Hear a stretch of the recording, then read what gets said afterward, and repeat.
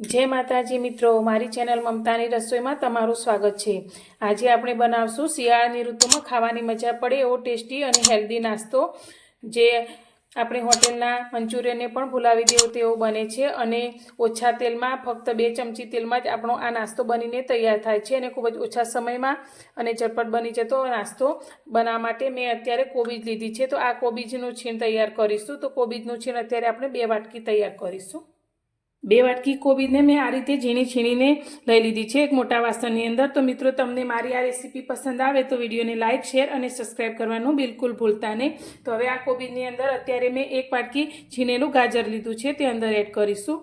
તો તમને મંચુરિયન ખાવાનું પસંદ હોય અને તમે તળેલું ખાવાનું પસંદ ના કરતા હોય તો તમારા માટે આ બેસ્ટ ઓપ્શન છે। તો અત્યારે આપણે મંચુરિયનના સ્વાદ જેવું જ આ નાસ્તો તૈયાર કરીશું। તો અત્યારે આપણે તેની અંદર મેં લીલી ડુંગળીની 2 ઝીણી સમારીને લીધી છે, જેના સફેદ ભાગ અને લીલા ભાગની અંદર એડ કરી દઈશું। તમે ડુંગળી પસંદ ના કરતા હોય તો તેને સ્કીપ પણ કરી શકો છો।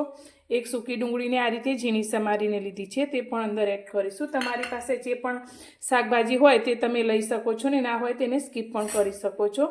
અત્યારે આપણે 2 થી 3 લીલા મરચાંને આ રીતે ઝીણા કટ કરી લીધા છે, તે અંદર ઉમેરીશું।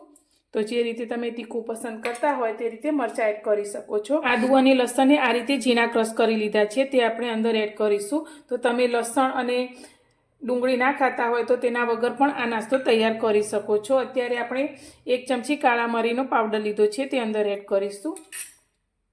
હવે બધી જ વસ્તુને આપણે હાથથી સારી રીતે મિક્સ કરી લઈશું। તો શાકભાજીનું પ્રમાણ અત્યારે આપણે વધારે રાખીશું। તો આ નાસ્તાની અંદર અત્યારે મેં મેદાનો કે કોર્નફ્લાવરનો બિલકુલ ઉપયોગ નથી કર્યો। આજે આપણે આ નાસ્તા માટે ચોખાના લોટનો ઉપયોગ કરીશું, જે બધાના ઘરે હોય જ છે, અને ના હોય તો તમે ચોખાને ઘરે મિક્સરમાં કે ઘંટીમાં દળીને પણ તૈયાર કરી શકો છો। હવે આની અંદર આપણે સ્વાદ પ્રમાણે મીઠું એડ કરીશું। તો અત્યારે 1 આખી અને 1 અડધી ચમચી જેટલું મીઠું એડ કરીશું, અને સાથે આપણે અડધા લીંબુનો રસ લઈ લઈશું। તમે વિનેગર પણ અંદર એડ કરી શકો છો। હવે તેની અંદર અત્યારે આપણે સોયા સોસ લીધો છે, તો અત્યારે 2 ચમચી જેટલો સોયા સોસ એડ કરીશું, જેનાથી આ નાસ્તાનો ટેસ્ટ આપણો એકદમ મંચુરિયન જેવો જ આવશે। તમે તીખું પસંદ કરતા હોય તો ચીલી સોસ પણ અંદર એડ કરી શકો છો। અત્યારે ટામેટો કેચઅપ લીધો છે, તે આપણે અત્યારે 2 ચમચી જેટલો લઈશું। હવે આની અંદર અત્યારે આપણે ચોખાનો લોટ લેવાનો છે, તો ચોખાનો લોટ અત્યારે આપણે 2 મોટા ચમચા જેટલો પહેલાં એડ કરીશું। તો આપણો આ નાસ્તાનો જે રીતે બાઇન્ડિંગ આવે તે રીતે આપણે લોટ અંદર એડ કરવાનો છે। તો આપણે લોટનું પ્રમાણ ઓછું રાખીશું અને શાકભાજીનું પ્રમાણ વધારે રાખીશું। તો અત્યારે આપણે અંદર મેદો એડ નથી કરતા, એટલે આપણો આ નાસ્તો ખૂબ જ હેલ્ધી બની રહેશે। તમે ઈચ્છો તો અંદર કોર્નફ્લાવર પણ લઈ શકો છો। તો બધું સારી રીતે મસળીને આપણે મિક્સ કરીશું। બધી જ વસ્તુને મેં આ રીતે ભેગી કરી લીધી છે। તો અત્યારે આપણે શાકભાજીનું પ્રમાણ વધારે લીધેલું હોવાથી આ મિશ્રણ આપણું ઢીલું જ રહેશે। તો હવે તેના માટે આપણે થોડો હાથ પાણીવાળો કરી લઈશું, અને તેમાંથી આપણે એક મોટો ગોળો વળે તે રીતનું મિશ્રણ હાથમાં લઈ લઈશું આ રીતે, અને બાકીનું સાઈડમાં મૂકીશું। અત્યારે આપણે રોટલી વણવા માટેનો પાટલો લઈશું, અને તેની ઉપર મેં અત્યારે આ રીતે એક સફેદ રૂમાલને ધોઈ અને ભીનો કરી લીધો છે, તે મૂકીશું, અને તેને આપણે આ રીતે રાખી અને હાથથી થપથપાવી અને એકદમ જાડું પણ નહીં અને એકદમ પાતળું પણ નહીં તેવું તૈયાર કરીશું। તો આ રીતે હાથથી ફેલાવીશું એટલે સરળતાથી તે ફેલાઈ અને એક પરોઠા જેવું તૈયાર થઈ જશે। તો તમે બટર પેપર અથવા તો પ્લાસ્ટિક પેપર પણ લઈ શકો છો। તો આ રીતે ભીનો રૂમાલ લેવાથી પણ સારી રીતે તે ફેલાઈ જાય છે।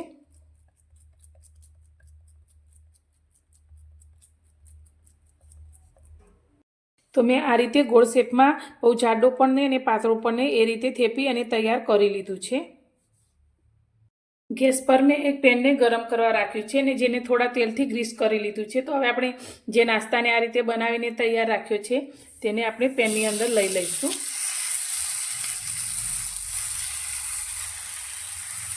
તમે નોનસ્ટિકનો તવો પણ લઈ શકો છો। હવે આપણે તેની સાઈડમાં અડધી નાની ચમચી તેલ આ રીતે લગાવીશું. તો ખૂબ જ ઓછા તેલની અંદર આપણો આ નાસ્તો બનીને તૈયાર થશે. તો હવે તેના નીચેના પડને આપણે સારી રીતે થવા દઈશું.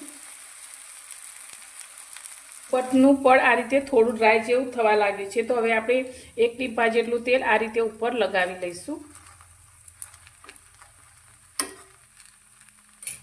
અને હવે આપણે આ મંચુરિયન પરાઠાને સાઈડને ફેરવી લઈશું. તો બંને બાજુથી આપણે લગભગ 3 થી 4 મિનિટ મીડિયમ ગેસની ફ્લેમ પર આ પરાઠાને સારી રીતે શેકવાના છે.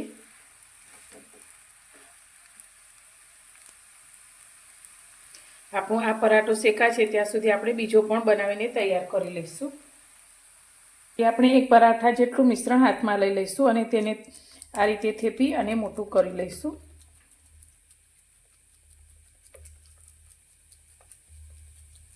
તો ખૂબ જ ઝડપથી અને એકદમ સરળતાથી આપણો આ નાસ્તો બનીને તૈયાર થાય છે. તો તમે તળેલા મંચુરિયનની જગ્યાએ આ રીતે ઓછા તેલમાં આ નાસ્તો બનાવીને મંચુરિયન જેવો ટેસ્ટ લઈ શકો છો.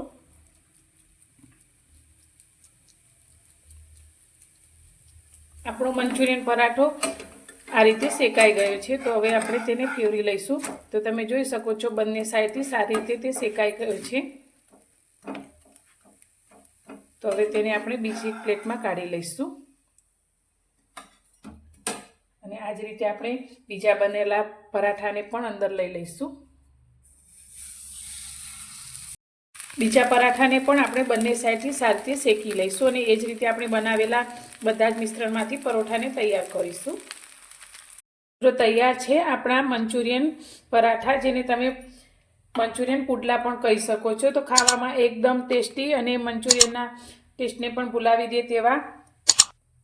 તો તમે પણ આ શિયાળામાં આ રીતે એકવાર ચોક્કસથી ટ્રાય કરજો. તો ટોમેટો સોસ સાથે અથવા તો કોઈ પણ લીલી ચટણી સાથે આ પરાઠા ખૂબ જ ટેસ્ટી લાગે છે. તો તમને મારી આ રેસીપી પસંદ આવી હોય તો વિડીયોને લાઇક, શેર અને સબસ્ક્રાઈબ કરવાનું ભૂલતા નહીં.